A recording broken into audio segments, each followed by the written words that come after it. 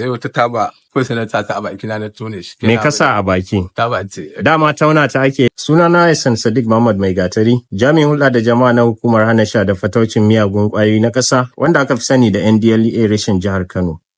Bayan samun ƙorafin ku game da wasu da suke ƙoƙarin yunƙurin fara siyar da ko kuma dillancin miyagun ƙwayoyi a Farm Center, wannan hukuma tamu ƙarƙashin jagorancin Kwamanda Abubakar Idris Ahmad sun shiga wannan guri. Bari mu ji daga bakin ɗaya daga ciki me ya faru. Me sunanka? Fata musu. Shekarar ka nawa? Talatin.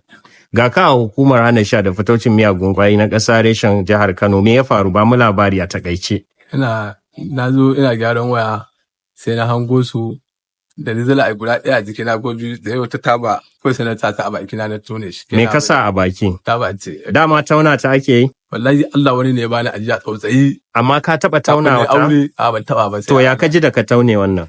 Na ji wani iri gaskiya. Wane iri? Bata baka yanda kake ji in ka sha ta hanyar zuƙa ba? Bata bani. Yanzu mene fatanka? Allah ya kiyaye in Allah da mun daina. Kana wata nadama? Me da me kake sha bayan taba? Da kaɗai nake sha. Sai yarwo. Dama ba sai da waya ne ke kai ka ba? A kan tebur ɗin ma ina gyaran wayan ma kaga na gama sa sikirin ma zan naɗe shi kaga wannan ma gam ne. Da na sa wayar zan naɗe shi. Zan naɗe wayar. Na je na kawo sikirin ma ko kuɗin sikirin ma ba abin ba.